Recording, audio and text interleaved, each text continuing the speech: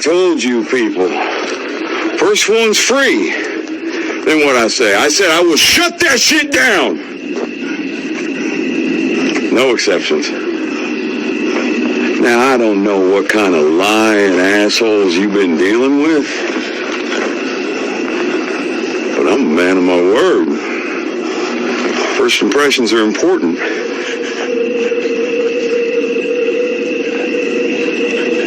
I need you to know me. So, back to it.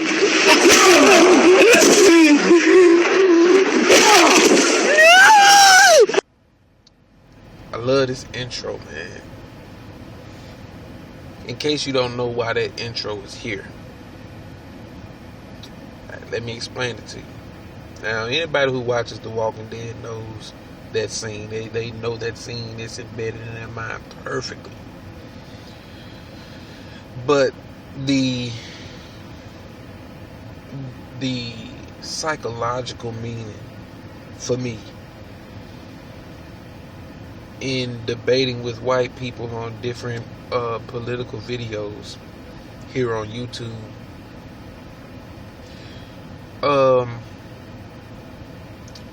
I knew that I was viewed as a bad guy. Hell, I mean, even in everyday life, I'm viewed as a bad guy. But in this particular case, especially coming from a Caucasian's perspective, if you do not just settle, if you do not conform to the status quo, you are un-American, you are borderline terrorist, just for talking now, and you are a threat. You are a threat to the white supremacist agenda. So, I am the Negan to the white supremacist agenda. When it comes to exposing white privilege, when it comes to exposing white supremacy, which white supremacy really doesn't want to hide itself. White supremacy wants to be known, but I digress.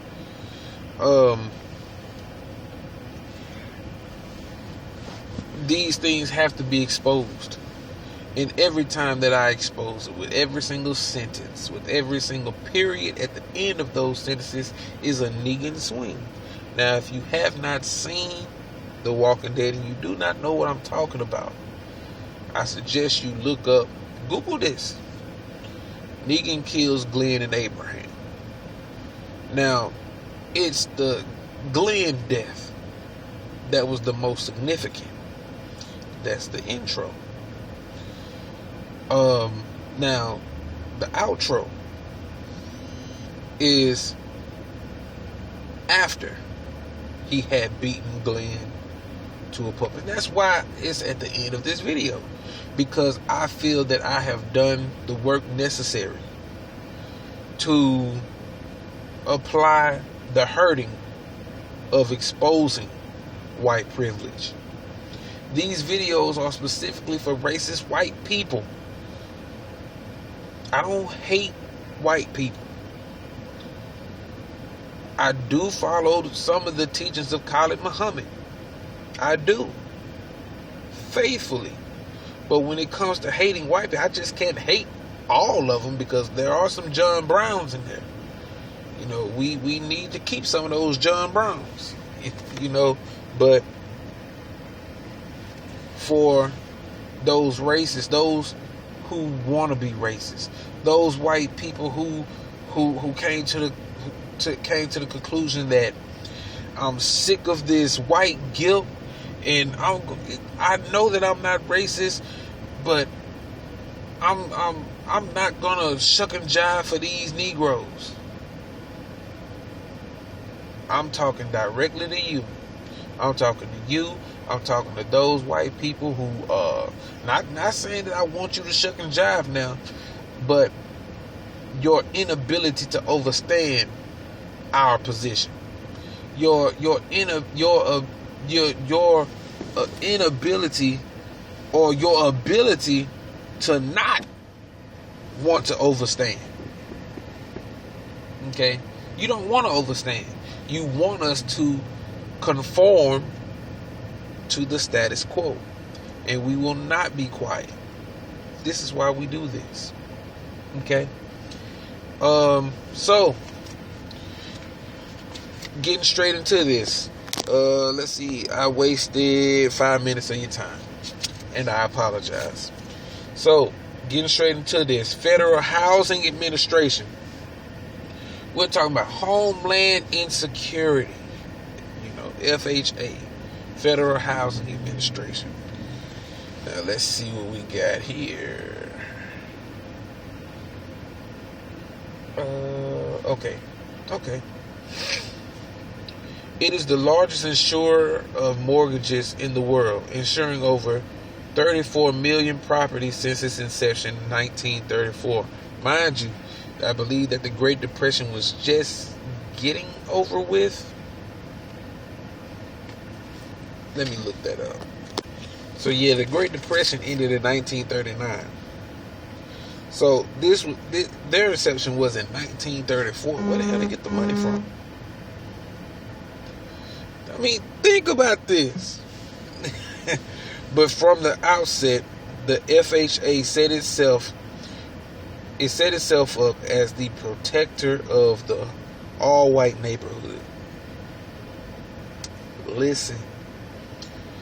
Under the guiding hand of the FHA, private American banks teamed up with government agencies, sat in front of a city map, and literally drew big red lines around black neighborhoods. What did we talk about in the last section? We talked about redlining. Okay. The brother who knew Gavin Long, who was having the interview with the Tom, I forget his name, but they were debating, and this brother brought up the fact that redlining was a stepping stone for white Americans in general, not just racist whites, but white people in general.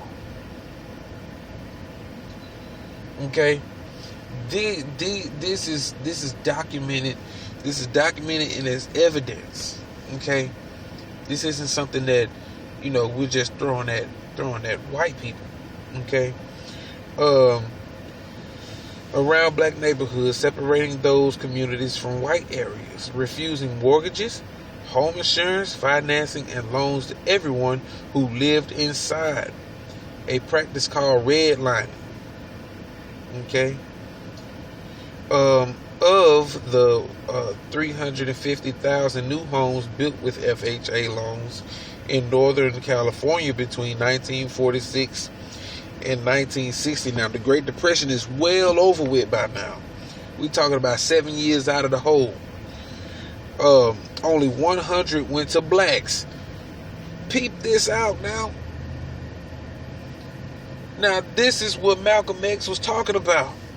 This is what Malcolm X was talking about when he was saying that that you want to move into the neighborhood with the white people. I'm the only black one out here. You ought to be scared that you're the only black one out there. Okay, not what we'll do to you, but what they'll do to you. The same pattern held true throughout America. Most families today acquired a goodly portion of their net worth from the appreciation of property that their fathers secured under the special privileges they received in a racial discriminatory housing market. And it's still that way to this day. No matter how many black people own homes, we're not at the top of that bracket. And you can't even count. You cannot count sports players, because This is the reason you can't count them. The reason you can't count them is because their money does not come from hard work. Their money comes from entertainment. Here's why I say that. You play basketball, what? Elementary gets you ready for what? Middle school, junior high. Junior high gets you ready for high school. Now in high school, you are at the peak of your career. The NBA has proven this. Kobe Bryant, one of many basketball players who went straight into the NBA out of high school. And there are a few more players who did it, who came straight into the NBA out of high school. Why do you need to go to college to prep for the NBA if the NBA doesn't want you to even go to college? They want you to play for their team right now. So, why don't they pay college basketball players? Think on that. Think on that. Okay? So that money that they're getting from those owners, it still belongs to the owner. They are property themselves. Property has no control. And then you have music people, instrumental people. These rappers that's out now, they don't even count, because a lot of those things their label put them in. Okay, so when you eliminate those black people out of the equation, what do you have left? You don't have too much of a percentage of homeowners. Those black persons who are in entertainment, their house is still owned by their owner, their record label, their team owner, or whoever gives them checks.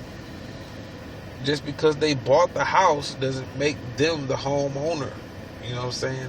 But that's my philosophy on the topic. 73% of whites own their own homes, as opposed to 43% for blacks. We're talking about 73 and 43%. Okay, 73% of white people. That leaves what? 26%? 26%? 27%?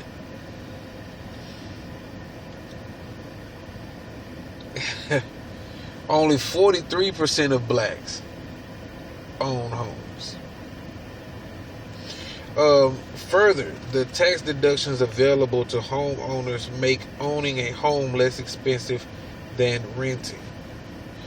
In 1962, President John F. Kennedy banned racial discrimination in federally owned or funded housing, but less than 1% of all housing was covered.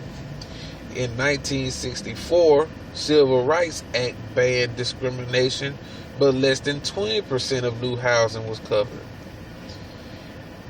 It specifically examined federal mortgage insurance programs from anti-discrimination laws. The Fair Housing Act of 1968 passed less than a week after whites murdered Martin Luther King. Covered over 80% of housing, but provided little enforcement power over and offered virtually no protection against the private discriminatory practices of white homeowners, realtors, banks, and zoning boards. The pattern is clearly represented in today's statistics.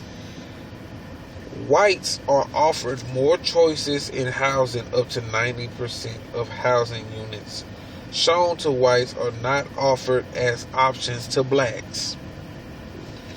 Okay. And we also see that with credit.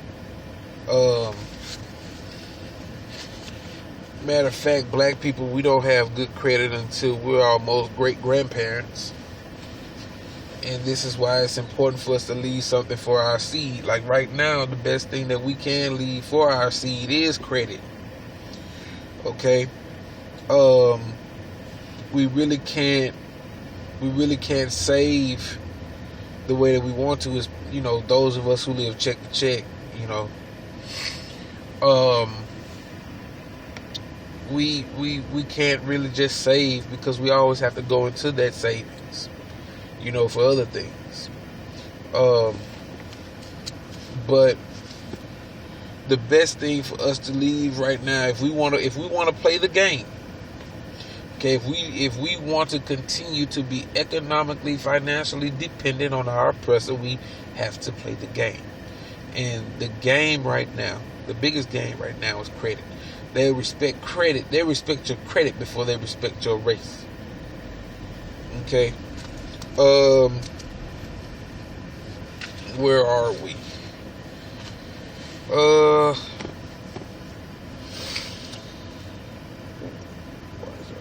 Okay, here we are. Whites are half as likely to be turned down for a mortgage or a home improvement loan, and whites pay a substantially lower interest rate on their mortgages. Foreclosures happen 20% faster for blacks, and the median home equity value for whites is $58,000, compared with $40,000 for blacks.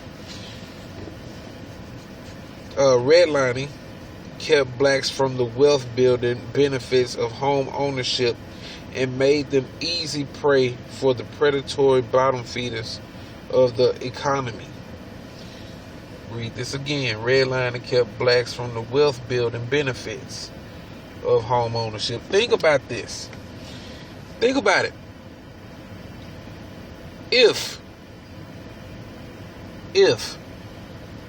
blacks were given home ownership loans after the Great Depression,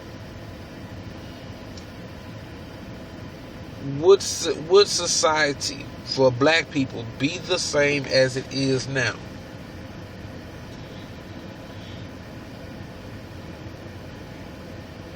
If blacks coming out of the Great Depression were given the same benefits, the same home ownership loan as was given whites, would blacks still be in the shape that we're in now? Now, a white person cannot answer this question who has always had a silver spoon in their mouth. Now, the real white people who struggle day to day, they already know the answer to this question. They know that things would be different. They know that things would be hella different. Okay? That would have gave blacks, especially at that time, especially after what happened with Black Wall Street.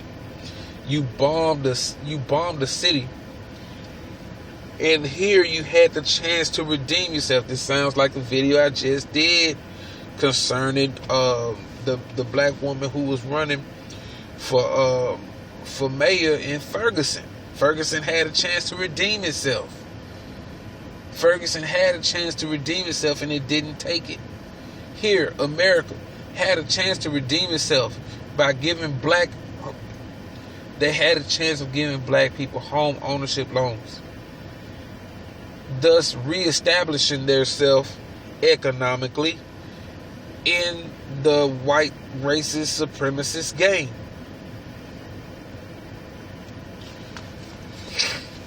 Okay?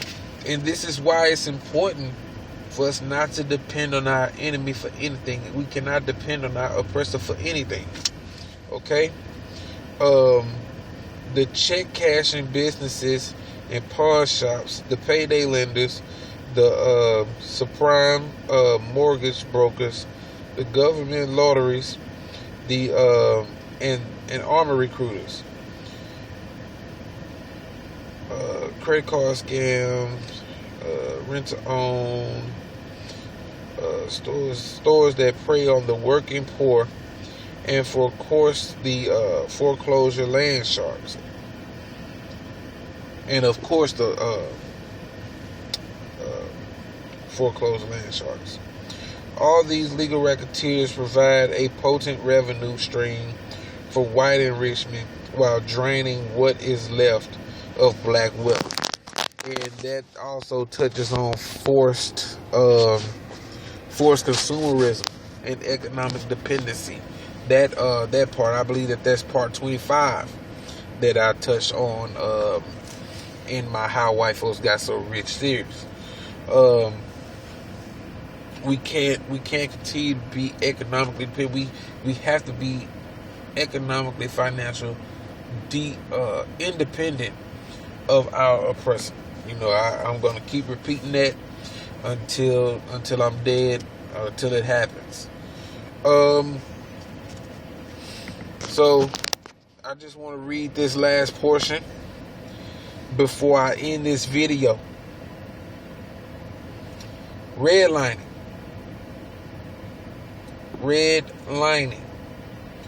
kept blacks from the wealth building benefits of home ownership and made them easy prey for the predator bottom feeders of the economy. Again, I ask the question: if blacks were given home ownership loans, society today would not be in the shape that it's in right now. You still there? I don't know. It seems like you're trying to speak, but you just took a hell of a hit. I just popped your skull so hard, your eyeball just popped out. And it is gross as shit.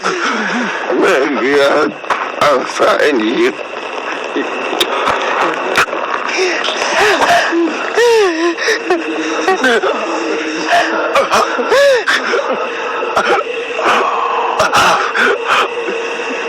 Oh, hell. I can see this is hard on you guys. I am sorry. I truly am. But I did say it. No exceptions.